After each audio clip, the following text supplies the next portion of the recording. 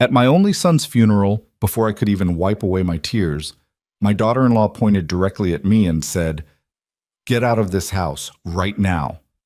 In front of the whole family, in front of Mason's friends, in front of my son's coffin, which hadn't even been lowered into the grave yet. I stood there, 69, my hands trembling, my mouth speechless, and I swallowed it all. But in my worn-out purse there was a small silver key. Mason had slipped it into my hand 3 weeks before he died, and I didn't know that key would change everything. If you want to know what happened next, please like and comment the name of the city you're viewing so I know how far my story has come.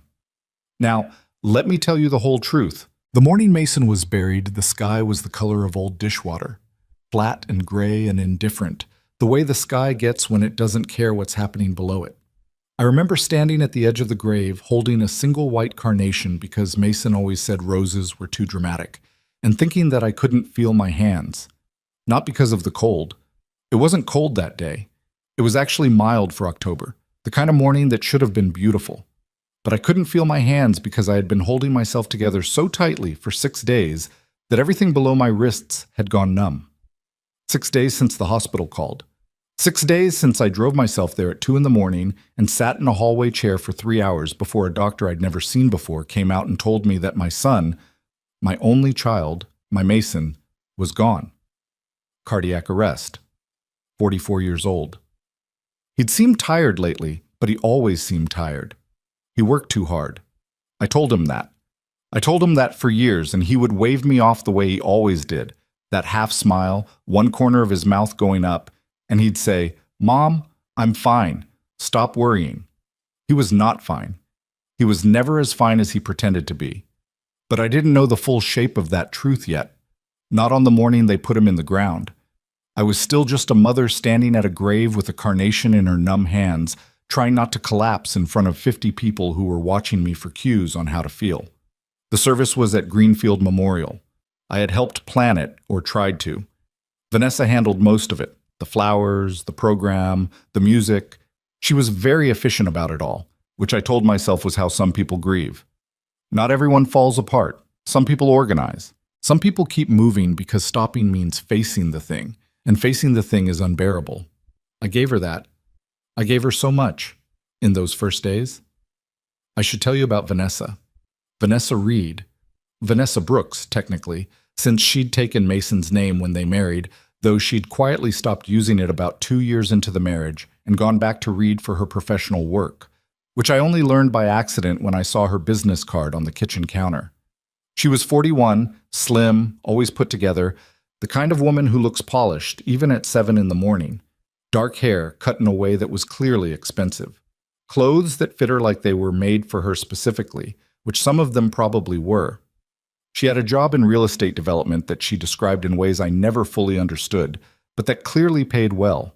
She and Mason had been married for 9 years. I had tried. I want to say that plainly. I had genuinely, consistently tried with Vanessa. When Mason first brought her home, I cooked her favorite dishes before I even knew what they were, just guessing, experimenting, trying to make her feel welcome. I asked her questions about her work because I wanted to understand her world. I bit my tongue when she made comments about my house, about my neighborhood, about the way Mason and I talked to each other, that close, overlapping way we had of finishing each other's sentences, which she found irritating. I heard her tell Mason once that it was a little much, the way his mother called him. He didn't say anything back. That was the version of Mason I never quite reconciled myself to. The one who went quiet when he should have said something. But here's what I knew, and tried not to know. Vanessa didn't love my son the way he needed to be loved. She loved what he represented. The stability, the income, the big house in Whitfield Heights that Mason had been so proud of, the one with the wide front porch and the garden in back that he never had time to maintain but always talked about fixing up. He bought that house with a down payment that came partly from his own savings and partly from money I gave him, $40,000 from the sale of his father's car collection after Edward died. I never asked for anything back. I gave it because he was my son and because he needed it and because that's what you do. I regretted it sometimes. Not the giving. I never regretted the giving. But the way Vanessa looked at that house. Like it was hers. Like it had always been hers. Like the $40,000 and the years of Mason's labor and the whole story of how that house came to exist were details she had simply edited out of the picture. At the graveside, Vanessa stood 2 feet to my left in a black coat that was beautifully fitted and a pair of sunglasses that probably cost more than my monthly electric bill.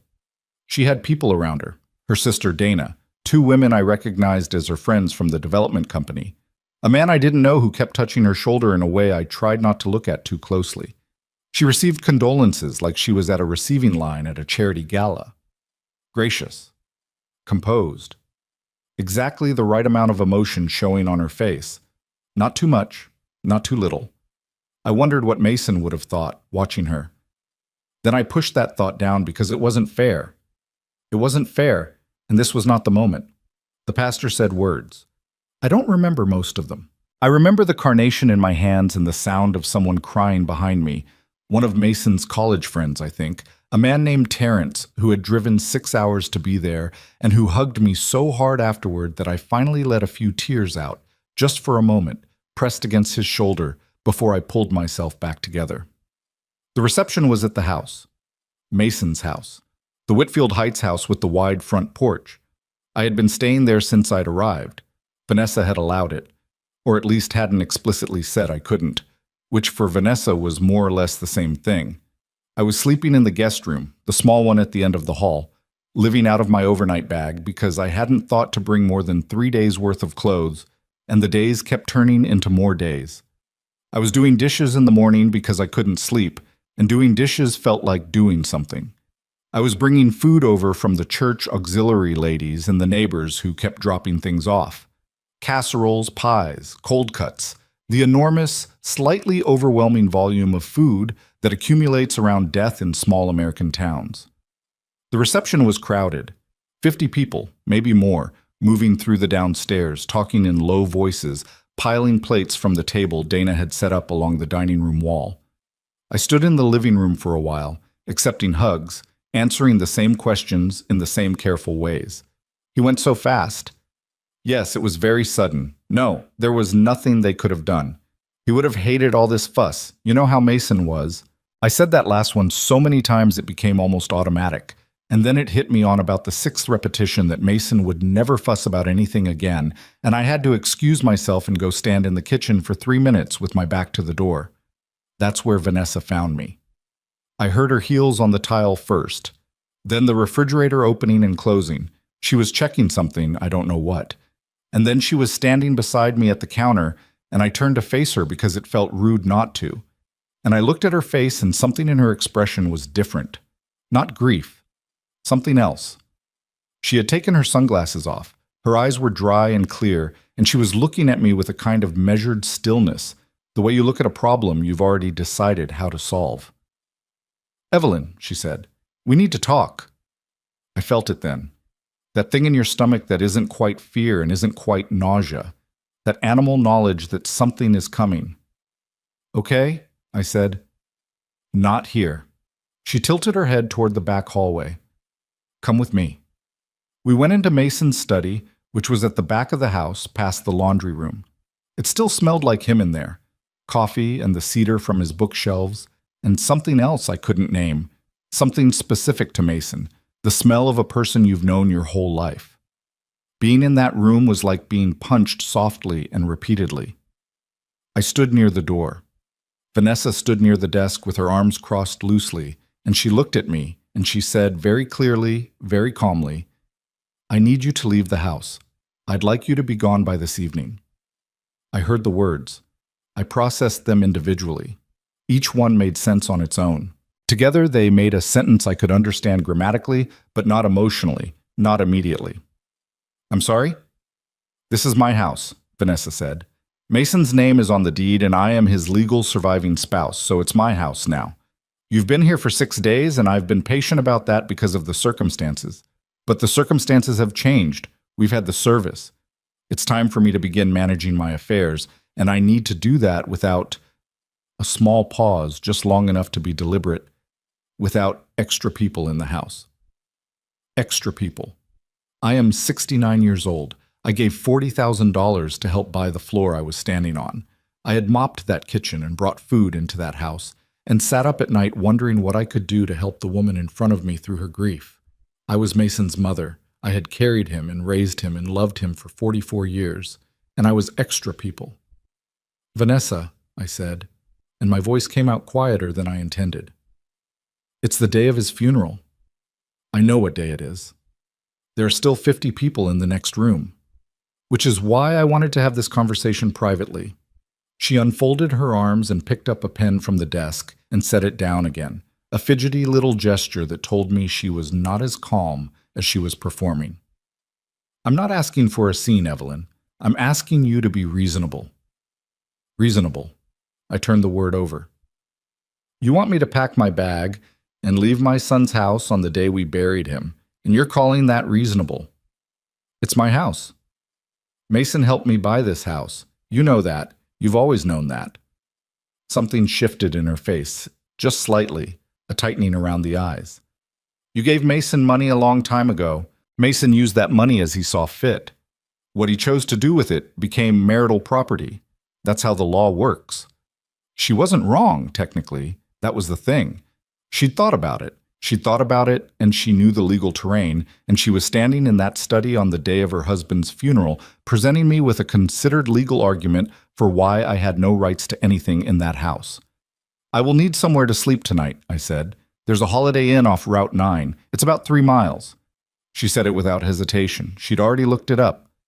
Something moved through me then. Not rage, not yet. It was colder than rage.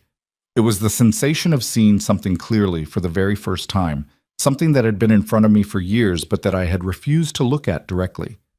This woman had never seen me as a person. She had never seen me as Mason's mother, as family, as someone deserving of basic human consideration. She had always, from the very beginning, seen me as an obstacle, a complication, a loose end. And now that Mason was gone, she was tying up loose ends.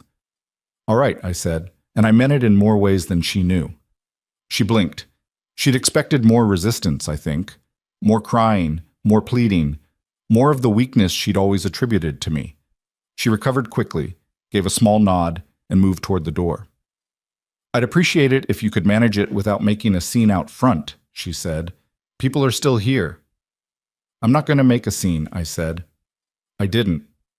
I went back out into the reception and I moved through the room carefully, hugging the people I needed to hug, accepting the last condolences, and I did not tell a single person what had just happened in that study. Not because I was afraid of Vanessa, but because Mason's farewell was not going to become a story about her. Not if I could help it.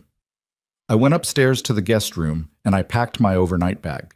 I folded everything the way I always fold things, neat and methodical, because the body needs something to do when the mind is doing something it can't show. I took my toiletries from the bathroom shelf.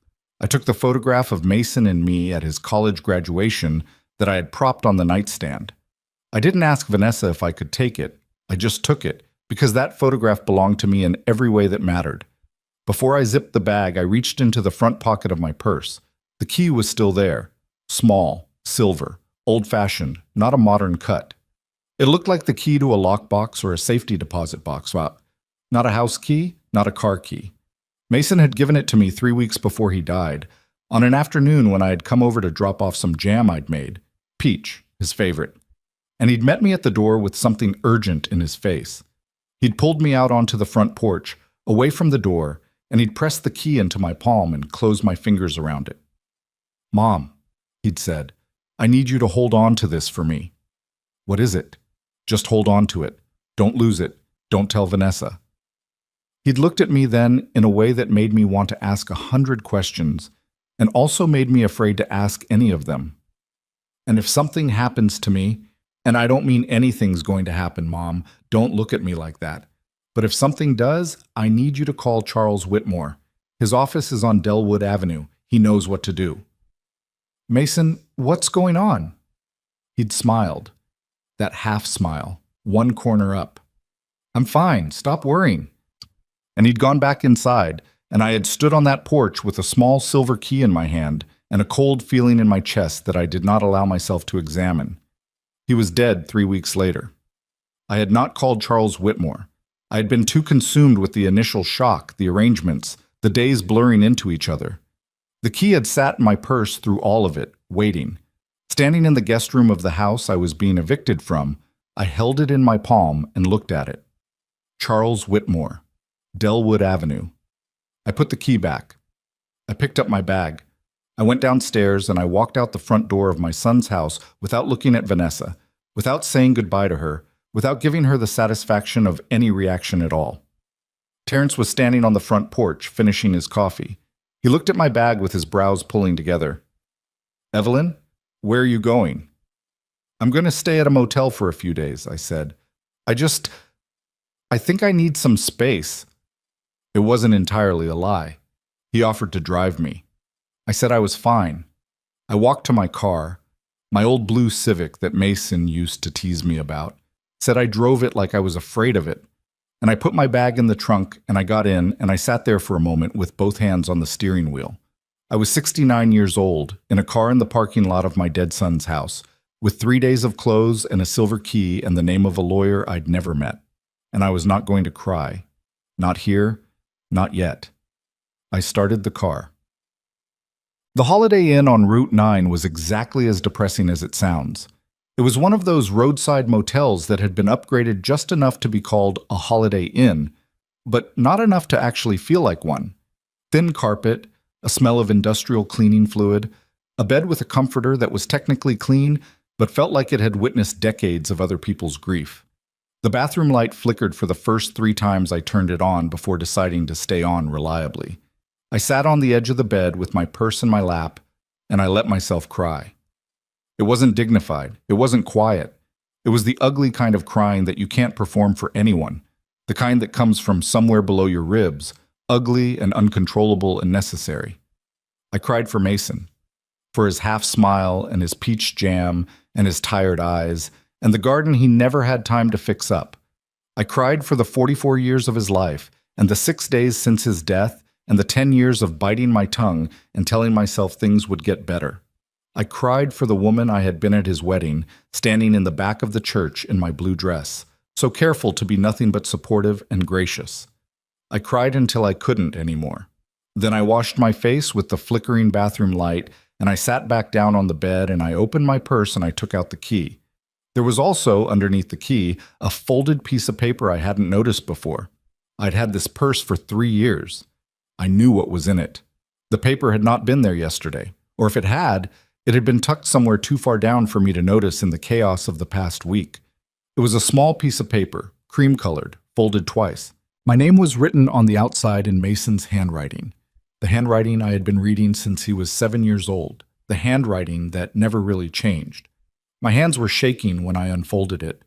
"Mom, if you're reading this, I didn't get the chance to explain everything in person. And I'm sorry for that. I'm sorry for a lot of things I didn't say when I should have said them. I need you to know that I saw more than you thought I did. I know you've been protecting me from a lot of pain for a long time, and I want you to know I was doing the same. The key is for a safety deposit box at First National on Clement Street. The account is in your name as a co-holder. I set it up 14 months ago. Go see Charles Whitmore first, before the box. He'll explain everything in order. Tell him you have the key. There's one more thing I need to say, and I need you to hold on to it even when things get hard in the next few weeks, because they will get hard. You were never the problem. You were never too much. You were exactly the mother I needed, and I am grateful for every single thing you did for me, even when I was too stupid or too cowardly to say so out loud. I love you, Mom. I'm sorry I didn't say it more. Mason." I read it 3 times. Then I folded it very carefully along its original creases, the way you handle something irreplaceable, and I put it back in my purse next to the key.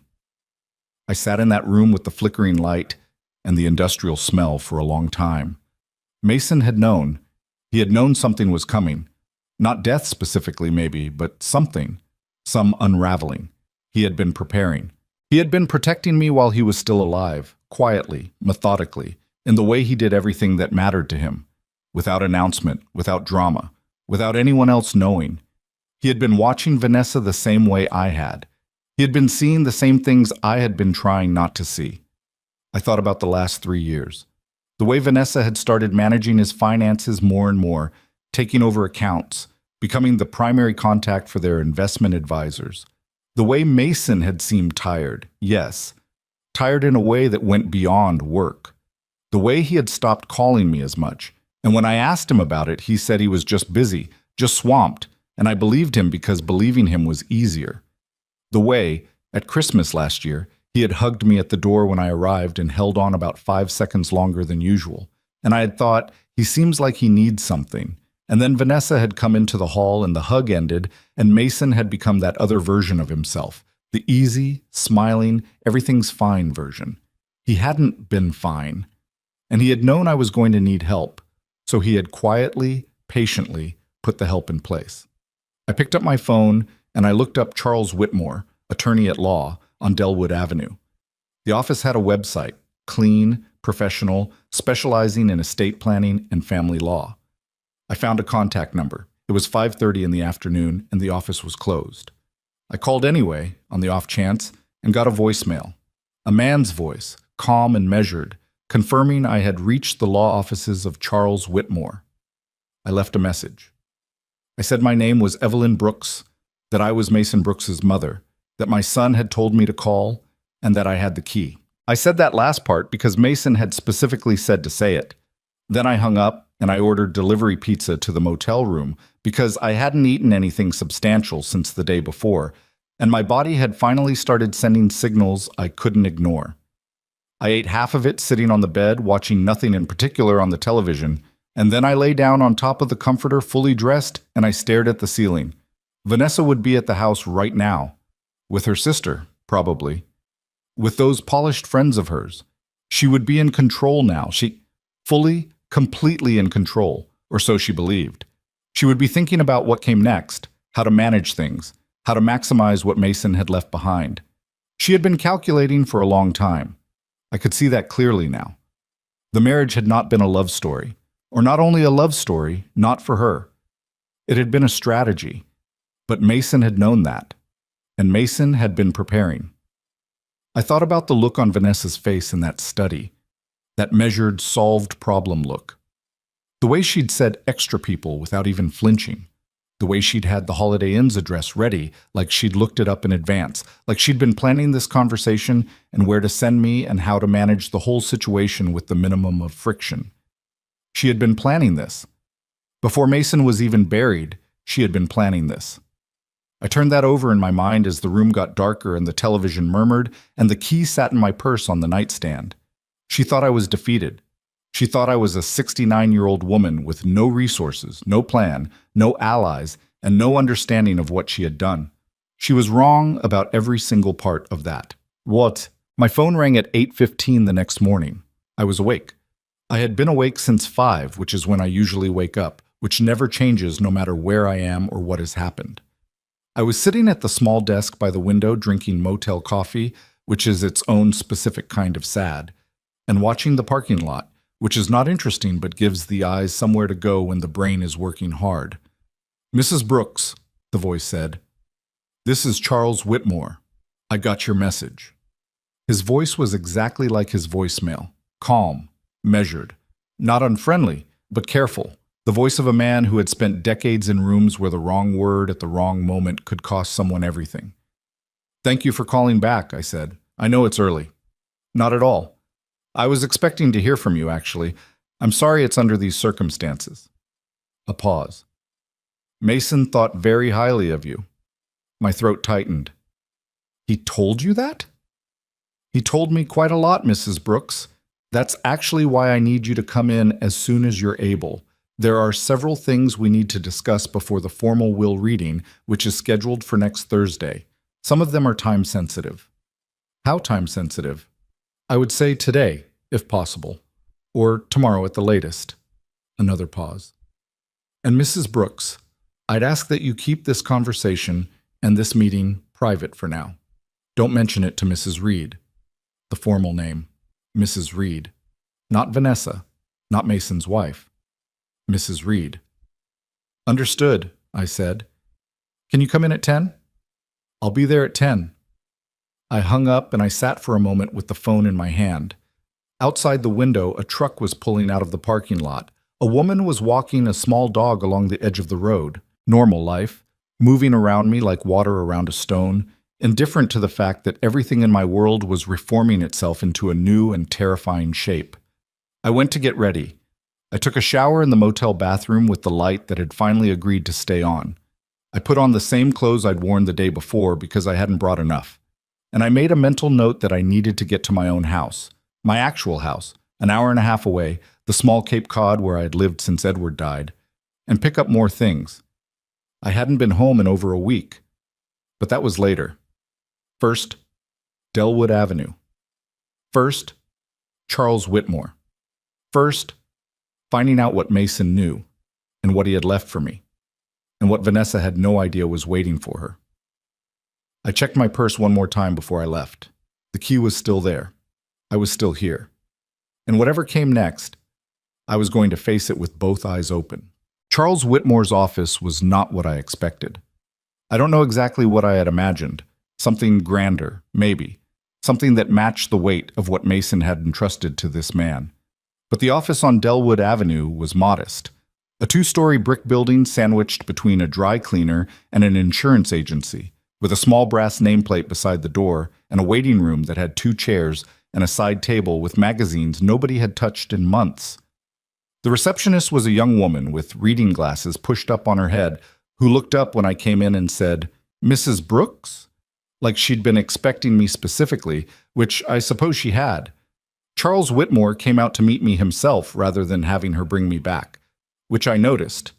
He was in his early 60s, thick-set, with gray at his temples, and the kind of steady, unhurried handshake that takes years to develop. He looked at me the way doctors sometimes look at patients. Not with pity, exactly, but with a careful attention that tells you they understand more about your situation than you've said out loud. "Thank you for coming in," he said. "Please, sit down." His office was behind a plain door, bookshelves, a desk, 2 client chairs across from it, a window that looked out on a narrow alley, a framed law degree on the wall, and nothing else decorative. No plants, no personal photos visible, just the tools of a man who took his work seriously and didn't need the room to perform that seriousness for him. I sat. I put my purse in my lap. I did not take out the key yet. "I need to ask you something first," I said. "Of course." "How long have you known my son?"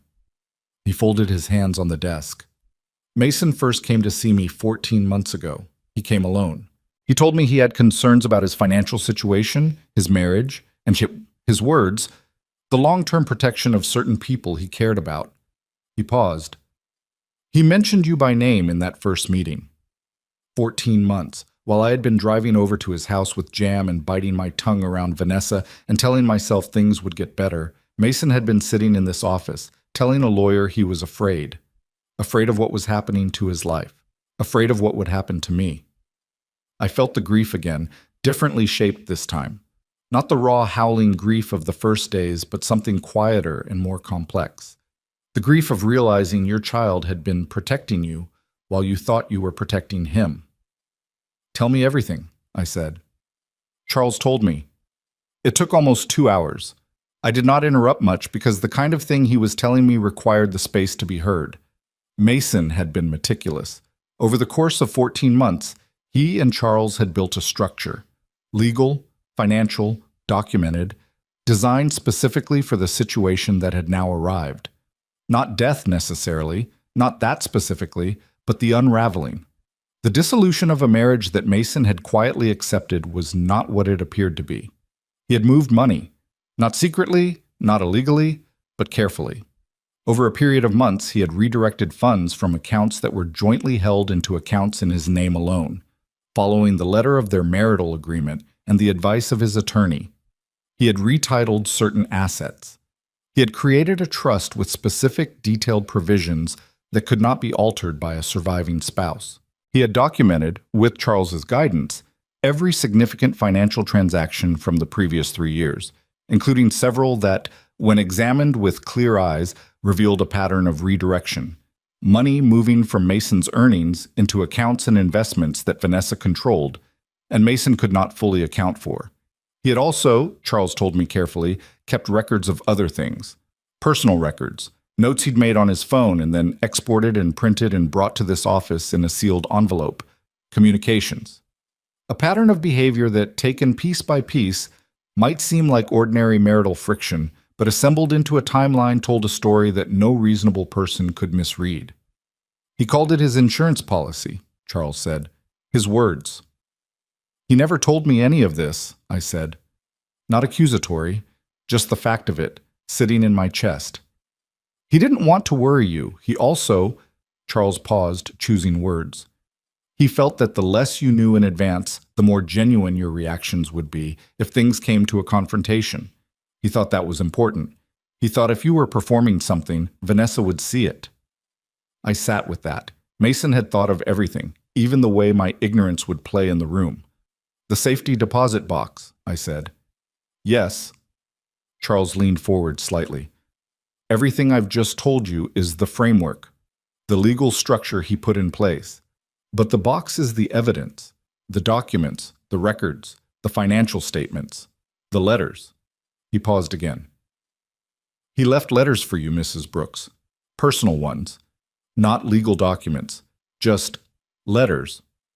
I pressed my lips together and looked at the window, the alley outside, a sparrow on a fire escape. We'll get to those, I said. What do I need to know about the will reading? Charles explained. The formal reading was scheduled for Thursday, 6 days away. Vanessa had already been in contact with him. He said that neutrally, without editorializing, but something in his delivery made me understand that her contact had not been uncomplicated. She had called 3 times in 2 days. She had sent her own attorney a copy of her prenuptial agreement, which she apparently believed gave her broad control over the estate. She had been, Charles said carefully, very confident about what she expected to find. She's going to be surprised, I said. Significantly, he agreed. Can she challenge it? She can try. The structure Mason built with me was specifically designed to withstand challenge. He was thorough. Charles opened a folder on his desk and slid a single page across to me. There is one thing I need you to be aware of before Thursday. Vanessa may attempt to have you sign documents before the reading. She may frame them as routine estate matters, or as paperwork related to the house, or as releases of liability. Do not sign anything. Nothing at all. Not even something that looks harmless. I looked at the page. It was a summary document. Not the full legal text, but an outline of the key provisions Mason had put in place. I read the line at the top twice. Exclusive co-holder of safety deposit box account, Evelyn Ann Brooks. She doesn't know about the box, I said. No, Mason was very careful about that. And the will amendment? She knows there's a will. She doesn't know the specific contents. She's assuming. He let that sit for a moment. She may also not know the extent of what's in the box. Mason didn't tell me everything that's in there, only that it was significant and that I should ensure you had access before anyone else. I folded the summary page and put it in my purse, next to the key, next to Mason's letter. Thank you, I said, for taking care of him. Charles was quiet for a moment in a way that felt genuine. He was a good man, he said. He made some difficult decisions very carefully, and he did it because he loved you and he wanted to make sure you were all right. Whatever happens in the next few weeks, he made sure of it. I nodded. I didn't trust my voice right then. I drove back to the motel and I sat in the parking lot for 10 minutes before going inside. The sun was out. It was a Tuesday in October and the trees along Route 9 were doing that thing they do in New England falls, burning orange and red in a way that under other circumstances would have been beautiful. I watched the leaves and I thought about Mason sitting in that office 14 months ago, scared enough to plan for his own death, brave enough to do it anyway and not say a word to me about it. I thought about Vanessa at the house right now, confident and controlled and sorting through her husband's life, not knowing there was a floor underneath the floor she thought she was standing on. I went inside, I changed my clothes, and then my phone rang and the name on the screen was Vanessa Reed, and I answered it because I had decided, sitting in that parking lot, that everything was going to be different now. I wasn't going to avoid her. I wasn't going to brace against her. I was going to let her come at me, and I was going to listen, and I was going to remember every single word. Evelyn. Her voice was crisp, professional, the voice she used when she was managing something. I wanted to check in about the estate paperwork. Mason's attorney is handling the formal reading Thursday, as I'm sure you know, but there are some documents I need signatures on before then for insurance purposes. Routine transfer paperwork. It would be easier to handle it before Thursday rather than after. Don't sign anything. Charles's voice in my head, clear as a bell. What kind of documents? I asked. I kept my voice mild, a little tired, a little bewildered. Not a performance exactly, more like letting her see the version of me she already expected. Just routine beneficiary transfers, liability releases for the property. Standard stuff. My attorney drafted them. A short pause. Honestly, Evelyn, it's a formality. It just moves things along. I'd have to have someone look them over first, I said. I'm not great with legal paperwork. A beat of silence, just long enough for me to feel her recalibrating. Of course. I can have them emailed to you. Do you have an attorney? I'm looking into it, I said. Another pause. Shorter this time.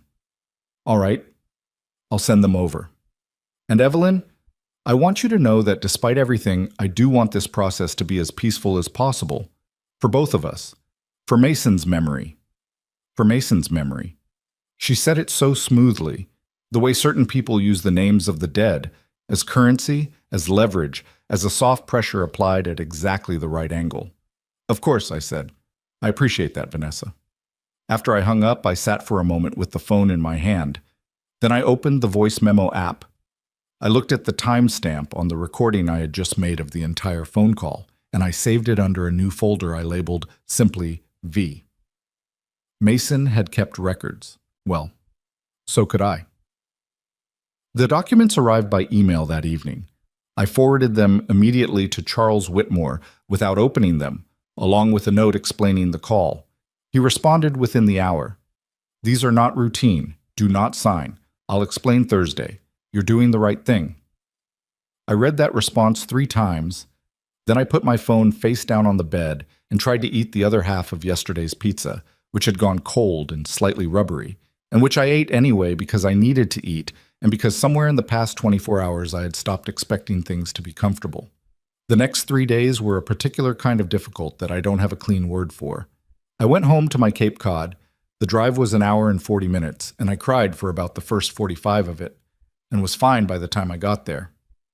And I packed a proper bag, paid some bills, watered my plants, and stood in my kitchen for a while looking at the things Mason had touched the last time he visited. A mug he'd used, a chair he'd sat in. I didn't linger too long. I couldn't afford to. Vanessa called twice more before Thursday. The first time was to ask if I'd reviewed the documents, which I said I was still looking into. The second call was different, less professional, more weighted, with an edge underneath it that she was trying to smooth over but couldn't quite manage. Evelyn, I want to be direct with you. Her voice was controlled but tighter than usual, like something was pulling at the seams. The estate is mine, not because I don't appreciate what you meant to Mason, but because the law is clear about surviving spouses, and I think it would be better for everyone if we settled this quickly and quietly rather than dragging it out. A pause. If you choose to contest any of this, I want you to understand that it will be expensive and time-consuming, and the outcome is not going to be different. I just want you to understand what you'd be walking into. She was threatening me. Elegantly, deniably, precisely, but threatening me. I was recording the whole thing. I hear you, I said quietly. I don't want any conflict, Vanessa. I really don't. Good. The tension in her voice eased slightly. I'm glad we're on the same page. We were not on the same page. We were not in the same book. But she thought we were, and that was fine. Let her think it. That night I lay in my own bed, in my own house, and I thought about something I hadn't let myself think about fully yet, the nature of what Vanessa had done to Mason over the years. Not just to me, to him. I had seen the fatigue in his face those last years, the way he'd lost weight without seeming to try to, the way his eyes sometimes went somewhere else when he was in the middle of a conversation. I had attributed it to work pressure and the ordinary heaviness of adult life, and probably, honestly, to a marriage that wasn't happy but that I had told myself was private, was his, was not mine to fix. But Mason had been living inside something that was slowly draining him, and he had been too careful, or too proud, or too afraid of what it would mean to admit it, to ask anyone for help until he started building his own quiet escape route in a lawyer's office on Delwood Avenue. The thing about being the mother of a grown child is that your job, as they age, becomes less about doing and more about being available. You can't fight their battles. You can't see inside their marriages. You can only be there, reliably, visibly, so that if they need you, they know where to find you. I had done that. I had been there. And in the end, Mason had found his way to the key, and the letter, and the attorney, and me. I just wished he'd had more time. I fell asleep finally at around 1 in the morning and dreamed about nothing I could remember. Thursday came gray and cold, the first really cold day of the month. I drove to Charles's office and arrived 20 minutes early and sat in the parking lot drinking coffee from a gas station cup that was too hot and not good enough, but was hot. At least. And warm is warm. Vanessa arrived exactly on time with her own attorney, a younger man in a dark suit who carried a leather briefcase and walked with the slightly aggressive confidence of someone billing $400 an hour. Vanessa herself was in charcoal today, a fitted blazer, heels. She looked at me when she got out of the car with an expression that was calibrated to project confident sympathy, the face of a woman who has already won and is trying to be gracious about it. She said, "Evelyn," in a tone that was almost warm. I said, "Vanessa," and held the door open for her, and she walked through it without thanking me, which told me everything I needed about where her head was.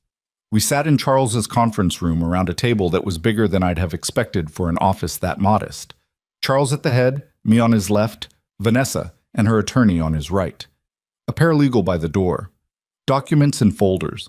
Vanessa's attorney, she'd introduced him as David Carey, opened his briefcase and arranged papers immediately, the way certain lawyers do to establish territorial presence. He was already talking before Charles had fully settled into his chair, referencing the prenuptial agreement, citing statutes, using the tone of someone who assumes his version of events is the version everyone else is working from. Charles let him finish. Then he said, "Thank you, Mr. Carey," in a voice that was perfectly civil and completely immovable, the voice of a man who has been in rooms like this before and is not impressed by briefcases. Then he opened his own folder and began. I watched Vanessa's face as Charles read. Not obviously. I wasn't staring. I was looking at the table, at the documents, at Charles, but I could see her in my peripheral vision, and what I saw was the slow, incremental change of an expression that begins confident in encounters, one sentence at a time. Information that doesn't match its expectations. The trust provisions. The retitled assets. The protection clauses. Each one landed in the room with a quiet, specific weight, and with each one, Vanessa's posture changed slightly. Shoulders pulling in, jaw setting, something behind her eyes shifting from confident calculation to something that was not quite panic, but was adjacent to it. Her attorney interrupted twice. Charles addressed both interruptions calmly, cited the relevant documents, and continued. Then Charles got to the part about the safety deposit box. He read the amendment language carefully and precisely. The box held at First National on Clement Street, account number provided, co-holder named. The exclusive right of Evelyn Ann Brooks to access the contents. The legal language that made any attempt to interfere with that access a matter for the courts. Vanessa's head turned toward me. Just slightly. A fraction. "What box?" she said. Not to Charles, to me. "I think that's for Mr. Whitmore to explain," I said. "What box, Evelyn?" "Mrs. Reed," Charles's voice, quiet and final. "The box is a separate matter from the will itself, and it is addressed exclusively to Mrs. Brooks. That's the extent of what I can tell you today." Vanessa looked at her attorney. He was writing something on a notepad and not meeting her eyes, which told me he was as surprised as she was. Something moved across her face then. Something quick and unguarded and ugly. For just a moment, the composed, polished, calibrated surface cracked, and underneath it I saw something I had always known was there but never seen so plainly. She was afraid, not of me exactly, of what she didn't know, of the floor she couldn't see. She recovered quickly. She always recovered quickly. That was one of her genuine skills. By the time she spoke again, her voice was level. "I'll need my attorney to review these documents fully before I can respond." "Of course," Charles said. And I want it on record that we intend to examine the full scope of asset transfers that took place in the 14 months prior to Mason's death. That's your right, Charles said. Everything is documented and available. She said it like it was a threat. Charles received it like it was a mild inconvenience. The meeting ended 20 minutes later.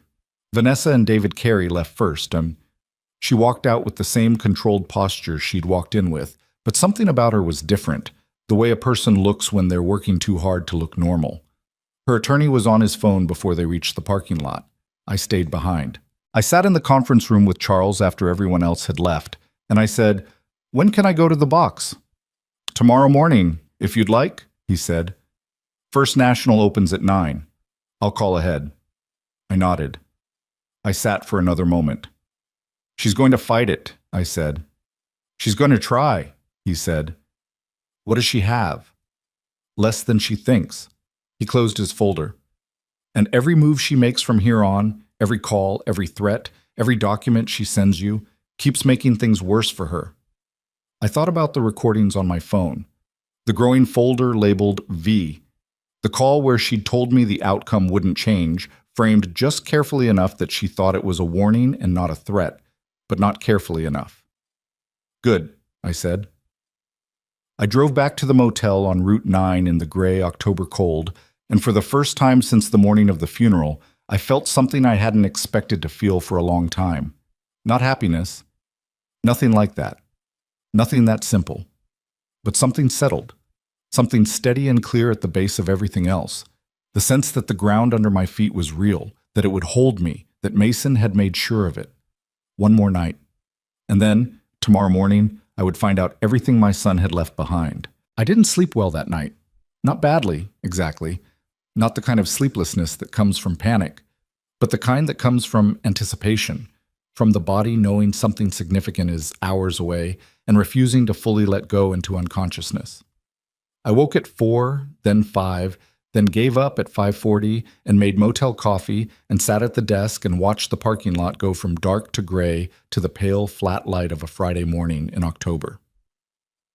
I thought about Mason building all of this. 14 months of quiet, careful work, meeting with Charles, moving money, documenting, recording, thinking through every angle, doing it alone. Doing it while going to work every morning and coming home to a marriage that was hollowing him out, while calling me on Sundays and saying he was fine. "Stop worrying, how are your plants doing?" The weight of that. The specific exhausting loneliness of carrying a secret that big while performing ordinary life around it. I had not been there for that. I hadn't known to be. And I couldn't fix it now, couldn't go back and sit with him in that loneliness and tell him he didn't have to do it alone. That door was closed. What I could do, what I was going to do, was make sure it mattered. Make sure the thing he had built with such patience held up the way he'd intended it to.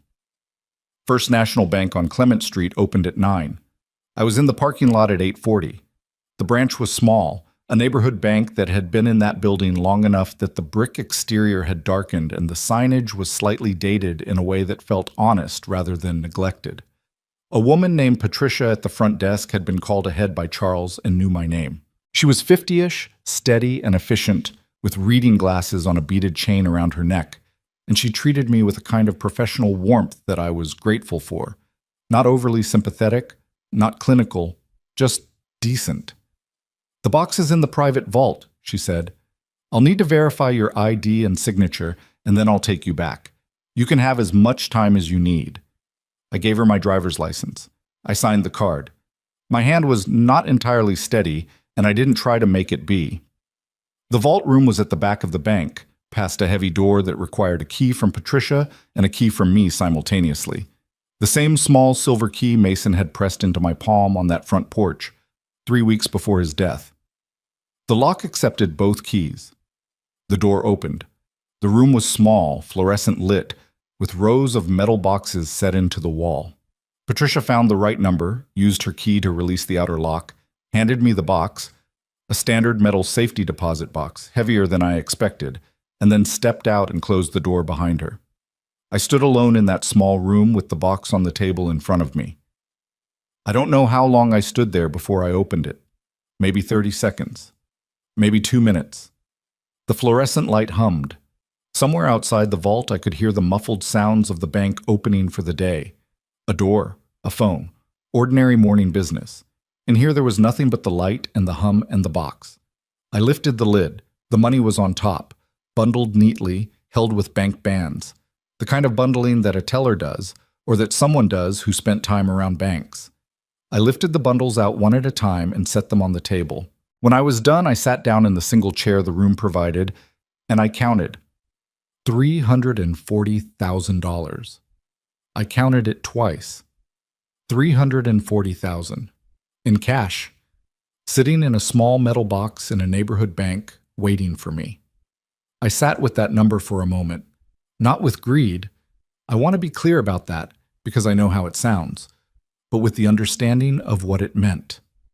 Mason had put that money here.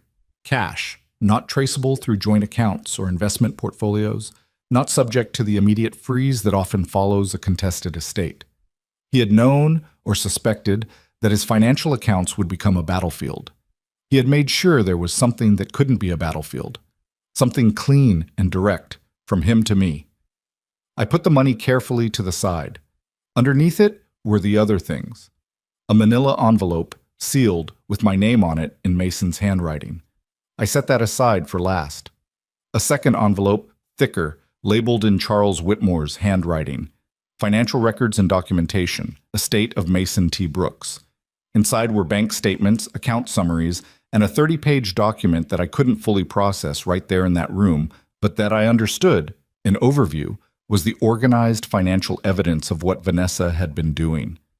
Transfers, redirections, accounts opened in her name with money that had started in Mason's, a pattern assembled across 3 years of statements that told a story as clearly as any testimony. There was a third envelope. This one had no label. Inside were printed screenshots, text messages, emails, some of them between Vanessa and her sister Dana, some between Vanessa and a number not identified by name in Mason's records. I read a few of them. My hands got very still. I will not repeat all of what was in those messages. I will tell you that some of them were about money.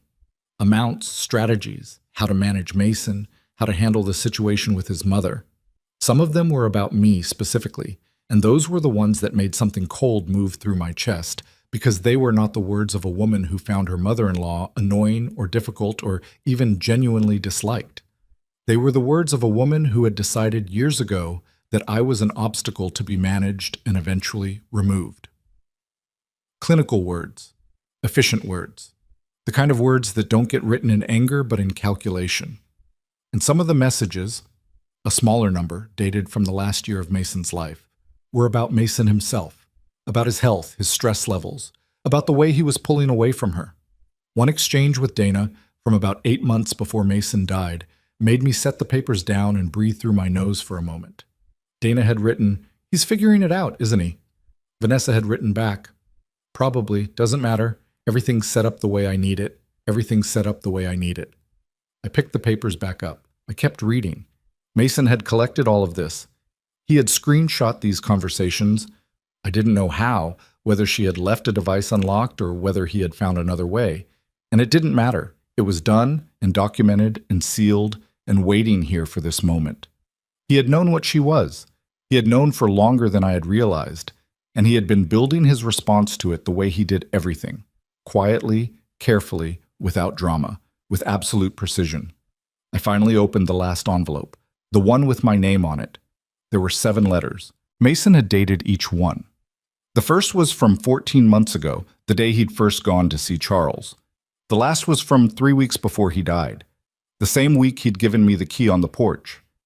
I will not tell you everything that was in those letters. Some things belong only to a mother and her son.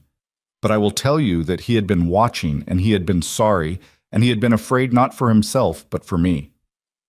He wrote about the first time Vanessa had made a comment about my house that was just cutting enough to be clear while remaining deniable. He wrote about the Christmas where she had rearranged the family gathering so that his time with me kept getting shortened and redirected, and how he had noticed it and said nothing and hated himself for saying nothing. He wrote about the Sunday calls. He knew I called every Sunday, and he knew Vanessa resented them, and he had kept answering them anyway, which he said was maybe the one small act of resistance he managed consistently. He wrote, in the last letter, "I don't know what's coming. I don't know if it's the marriage finally ending or something else. My chest has been bothering me, and I'm trying not to make it into something it isn't, but I keep thinking about the key, about you, about whether you know what you mean to me. I don't think I've said it enough. I think I've been so busy trying to manage everything that I forgot to just say the obvious thing, which is that you are the reason I know what love is supposed to feel like, and everything Vanessa was never able to give me. I already had it, from you, from the beginning. I just forgot to say thank you." I sat in that vault room for a long time. Patricia knocked gently on the door at some point, I don't know how much time had passed, and asked if I needed anything, water, more time. I said, "More time, please." And she said, "Of course," and I heard her quiet footsteps move away. When I came out, finally, I had the envelopes in my bag and I had the money in a zippered compartment that I would take directly to a different bank that afternoon and deposit into my own account on Charles's prior instructions. I had the financial documents. I had the screenshots. I had everything Mason had left me. Patricia met me at the vault door with an expression that was professionally neutral, but with something underneath it. A quiet recognition of what it costs a person to walk out of a room like that. She said, "Can I get you a glass of water before you go?" And I said yes, and I sat in one of the bank's small lobby chairs and drank the water and watched people conducting ordinary Friday morning business at the teller windows. Normal life, still happening, right alongside everything else. I called Charles from the parking lot. I told him I had everything. He said, "Good. Come by the office Monday. We'll go through the documents together." Then he said, almost as an afterthought, "Mrs. Brooks, one more thing. Vanessa's attorney called this morning. She's requesting an expedited review of the estate assets, and she's cited the prenuptial agreement as grounds for challenging the trust provisions." "Can she do that?" "She can file. Filing isn't winning." A pause. "She's also apparently requested that you be present at a family gathering this weekend. Some kind of memorial for Mason that she's organizing. Were you aware of that?" I was not. "She called Mason's cousins," Charles said. "His Aunt Patricia, the family network. She's hosting it Sunday at the Whitfield Heights house. It appears she's framing it as a memorial gathering." Another pause. "It may be an attempt to create a public moment, to perform the grieving widow narrative for the family, establish her position, manage the story before the legal situation becomes more visible." I thought about that. "Should I go?" I asked. "I can't advise you on that," he said carefully. "But I will say, if you go, and if she attempts to use the occasion to pressure you or make statements about the estate in front of family, anything she says becomes part of the record, especially if—" He stopped. "Especially if I'm recording," I said. A brief pause. "I didn't say that." "No," I agreed. "You didn't." I sat in my car for a few minutes after we hung up, looking at the unremarkable Friday morning around me. A man walking into the bank with a coffee cup. Two women talking outside the dry cleaner next door. The ordinary texture of a day that had no idea what it was sitting inside of. I thought about Sunday, about Vanessa in that house, in her element, with Mason's family gathered around her. The cousins, the aunt, the people who had known Mason his whole life, and who were still operating on the assumption that this was a story about a woman grieving her husband. I thought about what it would cost me to walk into that room and sit quietly through whatever performance she had planned. I thought about what it would cost me not to. And then my phone buzzed with a text from a number I didn't immediately recognize. "Mrs. Brooks, this is Dana, Vanessa's sister. I know this is out of nowhere. Please don't tell Vanessa I reached out. There are things you should know before Sunday. Can we talk?" I stared at the message for a long moment. Dana. The sister who had been at Vanessa's side through everything. The one who had been on those text exchanges. The ones Mason had printed and locked in the box. He's figuring it out, isn't he? Dana had written that. Dana, who now apparently wanted to talk. I typed back slowly. "I'm listening." The response took 4 minutes. 4 minutes during which I sat very still and watched the door of the bank and did not let myself guess at what was coming. Then, "She's been planning this longer than you know. The life insurance policy, the account transfers. There's a document she had me witness last year that I didn't understand at the time. I understood it later. I've been trying to figure out what to do about it for months. I read that 3 times. Then I typed, "Where can we meet?" She named a coffee shop across town. 2 o'clock that afternoon, she said, "Come alone, please." I put the phone down. I looked at the bank, at the vault inside it where Mason had stored $340,000 and 7 letters and the organized evidence of a betrayal that had been running for years, assembled by a man who had loved me enough to protect me from a distance, quietly, without being asked. He had known. He had known more than he'd put in the letters, more than he'd documented for Charles. He had built this protection, and still he hadn't known everything, because some of what was coming I don't think even Mason had fully anticipated. But I was going to find out. I was going to find out all of it. The coffee shop meeting lasted 90 minutes. Dana arrived 10 minutes late, ordered nothing, sat across from me with the look of a woman who had made a decision she wasn't entirely sure about and was going through with it anyway because she'd run out of other options. She was younger than Vanessa by about 5 years, less polished, with the kind of face that shows what it's feeling whether the person wants it to or not. She talked. I listened. I asked maybe 6 questions. The recording app on my phone was open in my bag, face down on the table between us. What Dana told me added flesh to the skeleton Mason had already assembled. The life insurance policy that Vanessa had taken out on Mason without his full understanding of its scope, a policy that named her as sole beneficiary and that had been structured, Dana believed, with the help of a contact at the insurance company whose name I wrote down. The account transfers Dana had witnessed without being told what she was witnessing. A document that redirected certain investment accounts in a way that she'd been told was routine estate planning. The other man, the one on Vanessa's phone exchanges, whose name Dana gave me quietly, looking at the table, in the tone of a woman giving information that she knows will blow things up and has decided to give anyway. "Why are you telling me this?" I asked her when she finally stopped. She looked up. Her eyes were tired and a little red at the edges. "Because Mason was a good person," she said. "He was a genuinely good person, and she stopped, pressed her lips together. "Because I witnessed that document, and that means I'm part of this whether I wanted to be or not. And because I have a daughter, and I keep thinking about—" She stopped again, looked at her hands. "I keep thinking about what I'd want someone to do if it were me." That was not a small thing to say. I recognized it as costing her something real, and I didn't pretend otherwise. "Thank you, Dana," I said, and I meant it plainly. She left before I did, slipping out with her coat collar up and her eyes forward. I sat for a while with my coffee, which had gone cold, which I drank anyway. Sunday was coming, Vanessa's gathering, the family assembled, the performance staged, the story she had been managing for years getting its next chapter written, or so she believed. She did not know about Dana's visit to a coffee shop. She did not know about the box, not really. Not the full contents, not the scope. She did not know about the recordings or the folder on my phone labeled V or the Monday meeting with Charles that would begin turning all of Mason's carefully assembled evidence into the legal machinery it was designed to become. She thought she was organizing a memorial. She thought she was consolidating her position, gathering her audience, performing her grief for the people whose opinions still mattered to her social standing. She was actually, without knowing it, walking toward the moment when everything she had built on lies would be asked to hold the weight of the truth. And it would not hold. I paid for my coffee. I put on my coat.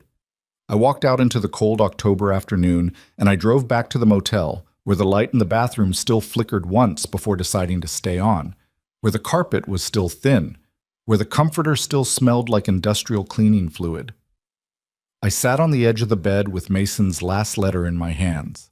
I had read it 4 times in the vault. I read it again now. "You are the reason I know what love is supposed to feel like." I folded it back along its creases. I had 2 days before Sunday, 2 days to decide exactly how I was going to walk into that room and what I was going to do when I got there. I already knew.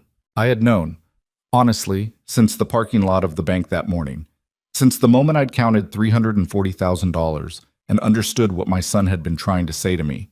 He had done everything he could from his side. Now it was my turn. Saturday. I spent at my own house, the Cape Cod, doing things that needed doing and that also gave my hands something to occupy while my mind worked through everything. I cleaned the kitchen. I went through the mail that had accumulated. I sat at the kitchen table with a legal pad and wrote out, longhand, a timeline of everything I had collected. Every recorded call, every date, every document Dana had described, every message Mason had printed and locked in the box. Charles had told me to do this, said it helped to have a narrative structure laid out clearly so that when we met Monday, the meeting could move efficiently. But the truth is, I also needed to do it for myself. I needed to see the whole shape of it laid out in my own handwriting, in my own words, on paper I could hold. It took 3 hours. When I was done, I had 4 pages and a headache and a clarity about things that I hadn't had even a week ago. When I was still in the guest room of that house, numbly folding clothes, and telling myself Vanessa was just managing her grief in her own way. I was not going to make that mistake again. The mistake of generosity extended past the point where the evidence no longer supports it. The mistake of choosing comfort over truth, because the truth is too large and too ugly to look at directly. I had made that mistake for 9 years, and Mason had paid part of the price of it, and I was absolutely not, going to let that continue. Sunday morning, I got up early and I dressed carefully. Not formally, not in anything that would look like I was trying to make a statement with clothes. Just my good gray slacks and a dark blue top that Mason had once said he liked, and my good coat, and my hair done properly rather than just pulled back the way I'd been wearing it all week. I looked at myself in the bathroom mirror for a moment, not with vanity, but with the deliberate intention of seeing myself clearly. A 69-year-old woman, tired eyes, a face that had been through a significant amount in the past 2 weeks, but upright, steady, present, good enough. The drive to Whitfield Heights took 40 minutes. I had called Mason's Aunt Patricia, his father's sister, a woman in her mid-70s who had always been kind to me and who had called twice since the funeral to check on me, and told her I was coming. She had sounded relieved in a way that told me she had her own concerns about the gathering. Patricia was not easily fooled. She'd been around long enough to recognize when something was performance and when it was real, and I think she'd been watching Vanessa for a while and coming to her own conclusions. When I pulled up to the house, there were 6 cars already in the driveway and on the street. I recognized Patricia's silver sedan and Terrence's truck from out of state and a few others that belonged to Mason's cousins. I sat in my car for a moment and I checked my phone. Recorder app open, running, tucked into the inside breast pocket of my coat where it would pick up sound clearly. I had tested it twice yesterday. It worked. I was not going in there to make a scene. I want to be clear about that, because what happened later might suggest otherwise. I went into that house to be present, to be Evelyn Brooks, Mason's mother, who had every right to be at a gathering in her son's honor. I went in with my eyes open and my mouth mostly closed and the full intention of letting Vanessa be exactly who she was, in front of exactly the people who needed to see it. Dana opened the door. She looked at me with an expression that was careful and complicated, the look of someone who has done something irreversible and is still deciding whether it was right. I gave her a small nod. She stepped back and let me in. The house was warm and smelled of something being baked or reheated, something with apples and cinnamon, the kind of smell that is engineered to say home and comfort, and this is a place where people love each other. There were flowers on the hall table, white and yellow, loose and natural looking, not funeral flowers, but not party flowers either, the exact aesthetic midpoint between grief and normalcy. Someone had put framed photographs along the sideboard in the living room. Photographs of Mason, beautifully selected, ranging from childhood through adulthood, arranged in a way that told a story. The photographs were a nice touch. I'll give her that. Vanessa was in the living room when I came through from the hall. She was wearing a soft charcoal gray dress, her hair down, minimal jewelry. The whole effect was studied and pitch perfect, the visual language of a woman who is grieving but holding herself together for the people around her. She had a glass of water in her hand and she was talking to Mason's cousin Robert and his wife when I walked in. And when she saw me, something passed across her face so quickly that I think I was the only person in the room who caught it. Not warmth, not relief. Something tighter than that. A recalibration. Evelyn. She came toward me with her arms out and hugged me. Her arms were around me for about 4 seconds, firm and practiced. She smelled like a very expensive fragrance and her hair was perfect against my cheek. Vanessa, I said, thank you for including me. Of course. She pulled back and held my arms for a moment, looking at me with that expression she had mastered, the one that looks like emotional depth but is actually just the right arrangement of facial muscles. Your family. Robert hugged me and said something kind about Mason. His wife held my hands. I moved through the room slowly, doing what I had come to do, being present, accepting the love that Mason's actual family was offering, watching. There were about 15 people in total. The cousins, Patricia, Terrence, two of Mason's friends from work, a neighbor couple who had known him for years, and Dana, who moved through the room staying close to the walls, refilling people's glasses, not quite meeting my eyes. Vanessa worked the room with an efficiency that, if you were not looking for it, resembled grace. She touched arms. She smiled carefully. She told a story about Mason, a good story actually, funny and warm, involving a camping trip disaster she had apparently been on with him early in their relationship. People laughed. She laughed too, her eyes going bright, and then she pressed her lips together and looked down and let a beat of grief show before she recovered, and it was, I have to say it plainly, it was a very good performance. If I hadn't read those messages in the vault, if I hadn't heard her voice on those recordings, those clinical efficient words about managing Mason and setting things up the way she needed, if I hadn't sat across from her sister in a coffee shop and listened to Dana's tired, ashamed account of what she had witnessed and been party to. If I hadn't had all of that, I might have looked at Vanessa in that room and believed, at least a little, in what I was seeing. But I had all of that. And what I was watching was a woman running a very polished long game, and the audience was people who loved Mason and were being used as props in it. Patricia found me near the sideboard, looking at the photographs. She stood beside me quietly for a moment. That's her way. She doesn't rush things. And then she said low, "How are you actually doing, Evelyn? Not the answer you've been giving people, the real one." "I'm managing," I said, which was both true and incomplete. She looked at me sideways. "Mason called me about 2 months before he died," she said. "Did you know that?" I looked at her. "No." "He called on a Tuesday afternoon, out of nowhere. We talked for almost an hour. He was—" She paused, choosing words. "He was asking me things.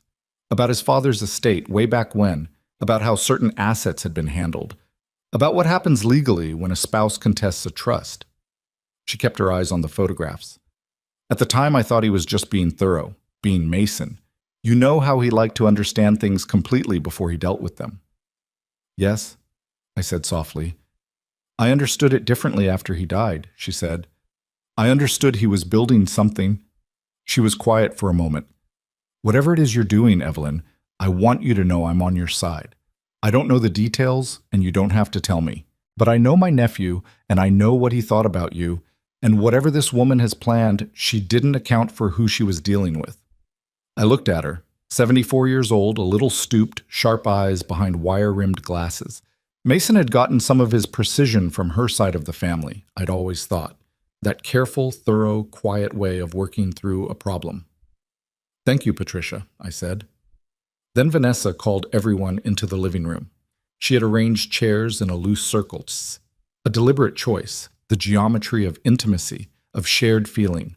She stood at the center of it with her hands folded, and she said she wanted to share something. She said that grief was complicated and that she had been doing a lot of thinking about Mason's wishes, about what he would have wanted for the people he loved, and that she wanted to use this time together to talk about honoring him properly going forward. She talked for about 5 minutes. It was well organized and well delivered. She used Mason's name naturally and warmly. She said the word family 8 times. I counted, not because I planned to, but because it started standing out to me around the 4th time. The way a word loses meaning if you repeat it enough, but also gains a kind of weight, a rhetorical insistence. Family. Family. We are family, and Mason would have wanted his family. And then she said, "I know some of you may have heard that there are questions about the estate, legal things. I want to be honest with all of you." Here she looked around the room, making individual eye contact, another practiced technique. "There are some complications, but I want to assure you that I am handling everything in the way that Mason would have wanted, in the way that honors his memory and takes care of the people he loved. She paused. Including Evelyn. She looked at me when she said it. That same calibrated expression, compassion from a distance, a performance of generosity. In front of 15 people who were watching both of us. She was good. She was very, very good. But she was also talking about the estate in front of witnesses. She was making assurances on the record in front of people. She was, without knowing it, adding to a record that already had her voice on it, saying things that contradicted what she was now performing. "That's kind of you, Vanessa," I said. I said it mildly. I kept my face open and tired and a little bit overwhelmed. Not a performance, actually, because I was genuinely tired and genuinely overwhelmed. I just wasn't the defeated person she thought that exhaustion meant. I said nothing else. I let her continue. I let her build the picture she was building. About 40 minutes later, the gathering started to break up into smaller conversations. People moving to the kitchen for food, the way these things naturally disperse. I was sitting with Terrence on the sofa, talking about nothing much.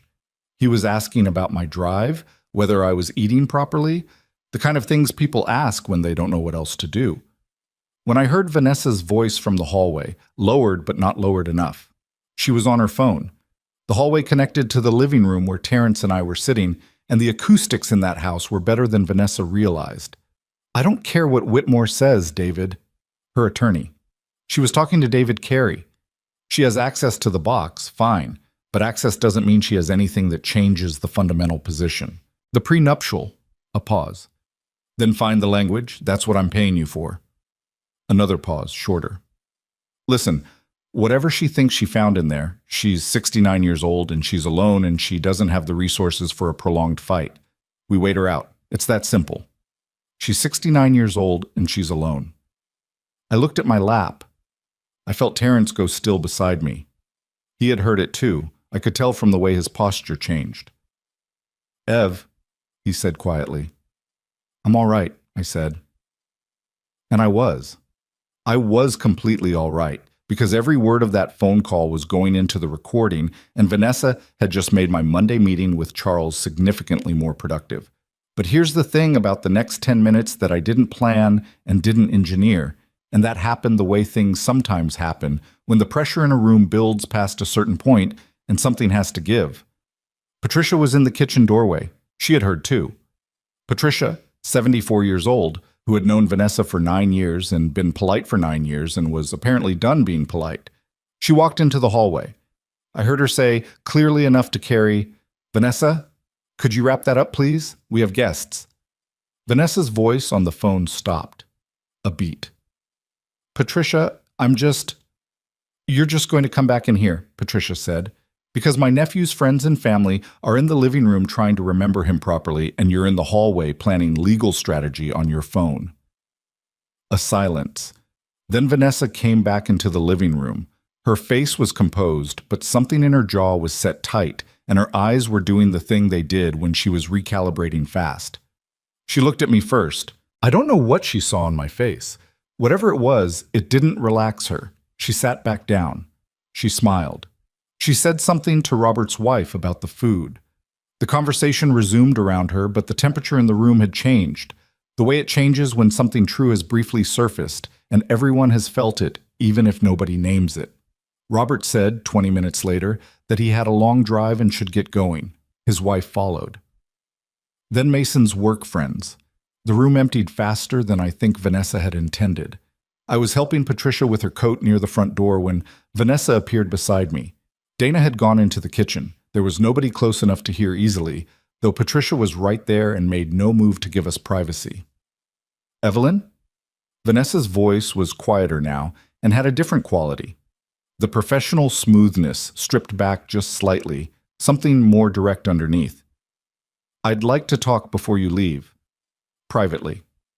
Patricia looked at me. I looked at her. "I'm fine, Patricia," I said. "I'll be right out." She went outside. Vanessa turned to face me fully and said, "I know we've had some tension. I know this process has been hard, but I want to offer you something that makes this easier for both of us." She reached into the small table by the door, a drawer she must have prepared in advance, and took out an envelope and held it toward me. $20,000. A check. post-dated 2 weeks to give the estate time to process. In exchange for signing a simple release, you give up any further claims related to the estate. We agree not to litigate. We go our separate ways. $20,000. From the woman who had $340,000 worth of Mason's money redirected into her accounts. From the woman who had told her attorney to wait me out because I was 69 and alone and couldn't sustain a fight. From the woman who had stood in this room 40 minutes ago telling Mason's family that she would take care of me and honor his memory. $20,000 and a release. I looked at the envelope. I looked at her face. The mask was still mostly on, but it was thinner now. I could see the effort of maintaining it. She wanted this done. She wanted me signed and settled and gone, and she wanted it badly enough to make this move herself, tonight, in her dead husband's hallway, at a gathering she had called a memorial. "I'll have to think about it," I said. Her eyes showed the tiniest flicker, relief at not being immediately refused. "Of course. Take a few days." "I appreciate the offer," I said, and I picked up my coat and I walked out. Patricia was waiting on the porch, her coat buttoned against the cold. She looked at my face and she didn't ask any questions. We walked to the driveway together in the dark and the cold and the dry leaves skittering across the pavement.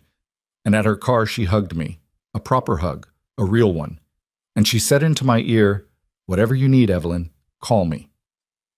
I drove away from that house, and I drove about a mile before I pulled into a gas station parking lot and stopped the car and sat there. The recording on my phone had captured everything: the phone call in the hallway, the conversation by the door, the offer of $20,000 in exchange for a release of all claims, meaning a release of my access to everything Mason had protected, everything in that box, every piece of evidence, every legal provision he had built across 14 careful months. $20,000 to disappear. I thought about what Charles had told me, about the kind of document that offer would require, a release that, properly drawn by Vanessa's attorney, would likely bury not only my estate claims, but potentially my ability to cooperate with any further investigation into the financial irregularities Mason had documented. A document designed to look like a settlement and function like a gag. She thought she was closing the door. She was actually, methodically, building the case against herself. I opened my phone. I stopped the recording. I saved it. I labeled it Sunday Gathering, Hallway Call, Door Offer. I added it to the folder. Then I texted Charles. "She made me an offer tonight, $20,000 and a release. I didn't sign. Recording attached. You need to hear this before Monday." His response came 12 minutes later, late on a Sunday, which told me something about his investment in this. "Good.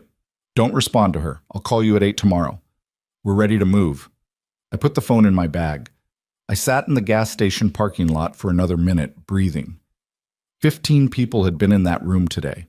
They had heard Vanessa speak about family and honoring Mason and taking care of the people he loved. And then, within 40 minutes of saying all of that, in her own hallway, she had offered his mother $20,000 to go away quietly. That was not grief. That was not a widow managing a complicated estate.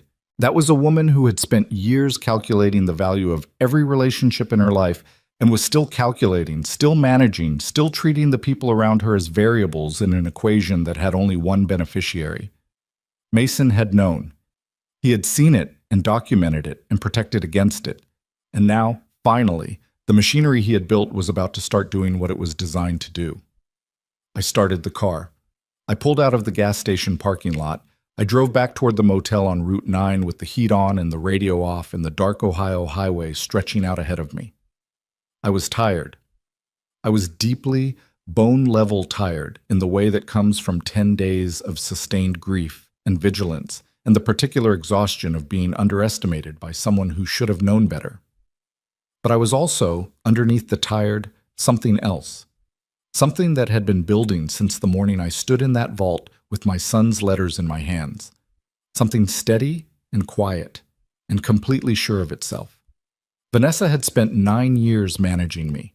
She had managed me out of conversations, out of decisions, out of my son's daily life by degrees so small and so consistent that I had barely noticed the accumulation until it was done. She had managed me out of the house on the day of Mason's funeral. She had offered me $20,000 to be managed out of the rest of it. She had miscalculated one thing. She had looked at a 69-year-old woman with a small car and a motel room and a worn purse, and she had seen someone who could be waited out. Someone without resources. Someone alone. She had not seen what Mason had seen. She had not seen what Mason had spent 14 months making sure was true. I was not alone. I had never been alone. And tomorrow, everything was going to start showing her that. Charles called at 8 o'clock Monday morning exactly the way he said he would. I was already dressed, already at the desk with coffee, already ready. I had been ready since about 6:30, which is how I knew I was past the stage of being afraid and into the stage of being prepared, and those are very different states to be in. He had listened to the Sunday recordings overnight. All of them. The hallway phone call, the conversation by the door, the offer. He was quiet for a moment after I asked him what he thought, and then he said, "She made this significantly easier for herself to lose." "Walk me through it," I said. He did. The hallway call to David Carey contained language that, placed alongside the financial documentation from the box, established a pattern of intent, not just opportunistic behavior after Mason's death, but premeditated strategy. The phrase "we wait her out" combined with the documented account transfers created a picture that any competent attorney could present clearly to a judge. The offer itself, $20,000 for a full release of claims, was, in Charles's assessment, an attempt to obtain a legally binding waiver of rights through a private transaction made without my legal counsel present, under emotional pressure at a memorial gathering. "That's not a settlement offer," he said. "That's a trap.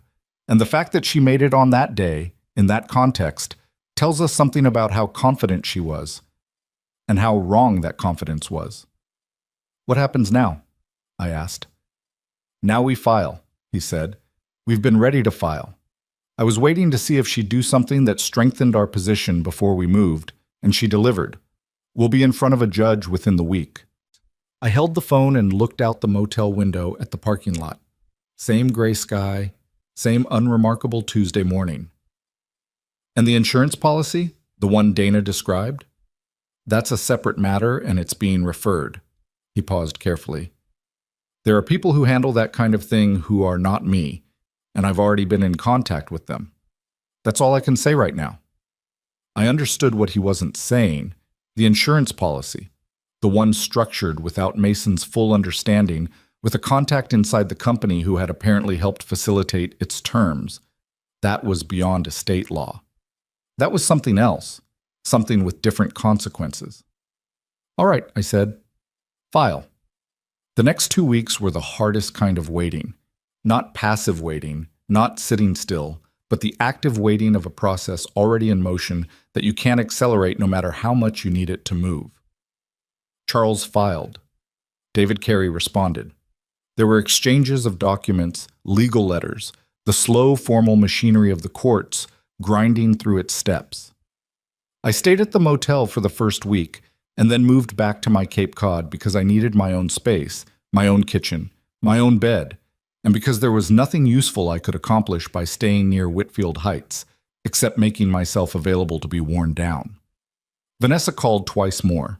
The first call was the day after the filing, and her voice had changed. The professional smoothness was still there, but underneath it was something tighter, something that had been compressed under pressure until it was hard and a little desperate. She said Charles's filing was aggressive and unnecessary, and that she hoped I understood what I was doing to Mason's memory by turning his estate into a legal battle. I said I was sorry she felt that way. She said, and this one I wrote down word for word in my legal pad that evening. You're going to regret pushing this, Evelyn. Whatever you think you have, it won't be enough. I recorded that call too. I sent it to Charles that evening with a note, number 14. The second call, 4 days later, was different. Her voice had changed again, in a way that was almost startling, less controlled, with an edge of something that might have been genuine fear if I hadn't been too careful by then to assume I knew what was genuine in Vanessa Reed.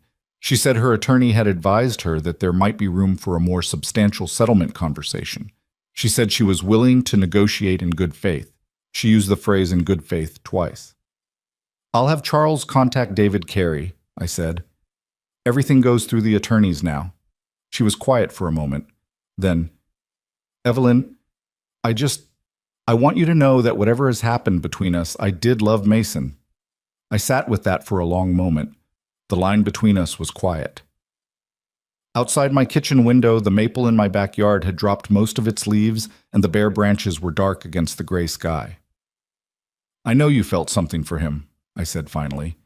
But love doesn't do what you did, Vanessa. Love doesn't build escape routes for itself while the person is still alive. Love doesn't redirect money and manage people and wait them out. I paused. Mason knew the difference, that's why he did what he did. She didn't say anything after that. I ended the call. I sat in my kitchen for a while afterward. Not triumphant. I want to be honest about that, because this story isn't a story about triumph. Not really. It's a story about survival, which is different. Survival is quieter and more complicated, and it doesn't feel clean the way victory does in movies. I sat in my kitchen and I felt the grief again, the specific grief of that conversation, the grief of acknowledging out loud what Mason's marriage had actually been, what his last years had actually contained. He had deserved better. He had deserved someone who chose him fully, without calculation, without strategy. He had deserved to come home at the end of a hard day and feel chosen rather than managed. He hadn't had that, and no amount of legal resolution was going to give it to him retroactively, and I had to live with knowing that he'd spent 9 years in a marriage that was hollowing him out while I made jam and bit my tongue and told myself it wasn't my place. That's the part that doesn't have a clean resolution. That's the part I'm still working through. The legal process moved faster than I expected once everything was filed and presented. Charles had not been exaggerating about the strength of Mason's documentation. The financial pattern was clear and damning. 3 years of transfers documented step by step, with the account statements to prove each one. The recordings were admissible. Dana's testimony, which she gave in a formal deposition that I was told she handled with composure and considerable specificity, corroborated the timeline. The insurance matter, handled by the other people Charles had mentioned, resulted in a separate proceeding that I will only say moved very quickly once the relevant contact at the insurance company understood the scope of what had been documented. Vanessa's attorney filed 2 motions challenging the trust provisions. Charles addressed both. The judge ruled in our favor on both within 10 days of filing, citing the clarity and completeness of Mason's legal preparation as extraordinary. Charles told me afterward that in 22 years of estate law, he had rarely seen documentation that thorough from a non-attorney. He must have spent weeks on it, he said. Every angle covered, every counterargument anticipated. That was Mason. That had always been Mason. Thorough, patient, solving the problem completely before presenting the solution. He had just never, until those 14 months, directed that thoroughness toward protecting himself. The settlement negotiation took 4 days. I will not detail every exchange because some of it was genuinely ugly and some of it was just procedurally tedious, and neither kind adds to the story. What I will tell you is that on a Wednesday afternoon in November, 26 days after Mason's funeral, David Carey and Charles Whitmore and Vanessa and I sat in a conference room, and Vanessa signed a document. She had been told by her attorney that it was a negotiated settlement agreement, and it was, technically.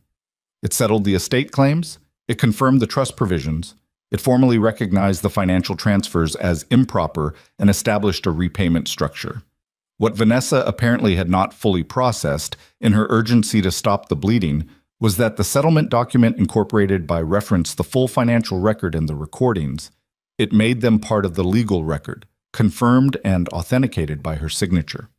She signed away not just her legal challenges, but her ability to later claim she hadn't known, hadn't understood, hadn't been party to what the documents described. Her attorney should have caught that. Maybe he did and couldn't stop her. Maybe he was tired or outmaneuvered or both. I don't know. What I know is that when Vanessa signed that document, she put her name on the full accounting of what she had done, and that accounting was now permanent and public and legally binding. She looked at me across the table when she was done. She had the pen still in her hand, and she was looking at me with an expression that I recognized, finally, as the thing underneath all the other expressions. The real one, unmanaged and unperformed. She was angry, and she was scared, and she was, for the first time in our entire relationship, caught without a prepared response. I looked back at her. I didn't smile. I didn't say anything. There was nothing to say that needed saying. Mason had said it all. in a metal box in a neighborhood bank, with 7 letters and $340,000 and 3 years of documented truth. I walked out of that conference room with Charles beside me, and I stood on the sidewalk in the November cold, and I breathed. "It's not over for her," Charles said quietly. "The other matter, the insurance, that's going to take time. But the estate is resolved. You're protected. Everything Mason put in place held." "Yes," I said. He offered his hand. I shook it. Then I walked to my car. I drove for about 20 minutes without a destination before I realized I was heading instinctively toward the neighborhood where Mason had grown up. The old house. The one Edward and I had owned for 30 years before I sold it after he died. I drove past it slowly. Different family there now. A swing set in the backyard that hadn't been there before. A different color on the shutters. Same maple tree in the front that Mason used to climb. Bigger now, the kind of big that takes decades to become. I kept driving. The apartment I found was not immediate. I spent 6 weeks looking, which involved more motel nights and one stretch at Patricia's house that she insisted on and that I will be grateful for longer than I can say.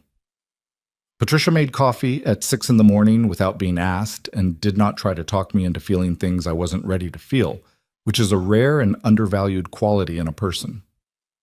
The apartment was on the 4th floor of a building on Aldermere Street, in a neighborhood I had always liked but never lived in. The kind of neighborhood with a park across the street and good light in the mornings and a bakery 2 blocks down that made a decent Danish. 2 bedrooms, because I needed somewhere to put things and somewhere to put guests, and a small balcony that looked out over the park and the trees and the street below. It was not perfect. The 2nd bedroom had a weird corner where the ceiling sloped and you couldn't put furniture there without it looking awkward. The elevator was slow. The woman in the apartment above me apparently wore very hard shoes and walked with great purpose at odd hours. These are the real facts of a new place. There's no version of starting over that comes without slow elevators and hard shoe neighbors. But the light in the mornings was real. The park was real. The Danish was excellent, which matters more than people give it credit for. I moved in on a Saturday in mid-December. Patricia and Terence both came to help, which mainly meant Terence carried heavy things without being asked, and Patricia told him where to put them with the confidence of someone who has moved furniture her entire life and knows things about spatial arrangement that the rest of us don't. I had not brought many things from the Cape Cod. I was keeping the Cape Cod, which I owned outright, and which was mine in every sense and always had been. But I had brought the things that mattered, the kitchen things, the books, the photographs. The photograph of Mason and me at his graduation went on the windowsill in the living room where the morning light hit it first. I stood in the empty apartment after Patricia and Terence left that evening, and I looked around at the boxes and the furniture placed by Patricia's precise instruction and the graduate photograph on the sill and the park outside going dark in the December evening. I had spent 11 years of my widowhood building a life that was quiet and self-sufficient and careful. A life that was organized around not being too much for anyone, not taking up too much space, not asking for things I wasn't sure I deserved. I had bitten my tongue and brought jam and driven to a Holiday Inn because someone told me to, and told myself it was dignified, told myself it was the mature response, told myself Mason needed me to be peaceable and undemanding so that his marriage could work. What I had actually been doing was making myself small enough to be manageable. And Vanessa had counted on that. She had built her entire strategy around it. The small, manageable 69-year-old woman who would rather be uncomfortable than cause trouble. Mason had seen that in me, and he had also seen past it. He had seen the woman underneath the careful management of herself, the woman who had raised him, who had loved his father for 31 years, who had built a life with her own 2 hands more than once already. And he had protected that woman, specifically, fiercely, across 14 months of quiet work. I think about him doing that. I think about it often. I think about him sitting in Charles Whitmore's office on a Tuesday afternoon, scared and tired and already probably not feeling well, his heart already under whatever strain would eventually stop it, and choosing to spend his limited energy on making sure his mother would be all right. That is love. Not the word, not the performance of it, the actual substance of it, which is action taken on behalf of someone else at cost to yourself. Without announcement, without expectation of credit. Vanessa spent 9 years telling Mason she loved him. Mason spent 14 months proving he loved me. The difference between those two things is the whole of the lesson. I started my life in that apartment in small ways, the way you start things when you're 69 and know better than to rush. I found a walking group that met in the park on Tuesday and Thursday mornings. 8 women and 2 men, ranging from their late 50s to one woman named Harriet, who was 82 and walked faster than anyone and had opinions about everything that she shared freely and without apology, which I admired. I started cooking properly again, not just feeding myself, but actually cooking, trying things I hadn't made before, calling Patricia sometimes when something didn't work right, and having her walk me through it over the phone. I started calling Terrence on the first Sunday of every month, which became a thing we did, and which I think he needed as much as I did. He had loved Mason too. He had driven 6 hours to stand at that grave. He needed somewhere to put that. I will not tell you that everything healed quickly. That would be a lie, and you'd know it was a lie, and I don't have any interest in lying to you, not after everything I've told you. The grief did not resolve on a timeline. Some mornings I woke up, and the first thought was Mason, and the shape of the loss was so specific and so physical that I had to lie still for a few minutes before I could move. Some days I was fine.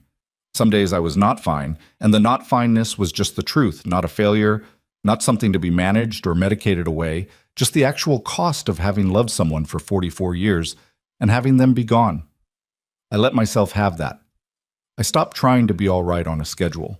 The last I heard of Vanessa, through Charles, through the formal channels, not through any contact of my own, was that the insurance matter had concluded with consequences I won't specify here because they're not mine to detail, and that she had left Whitfield Heights. The house sold. She moved, I was told, to a different city entirely, a fresh start or an escape depending on how you frame it. I don't think about her often. When I do, I try to think about her the way I think about a hard season. Something that happened, something that cost something real, something that's over now.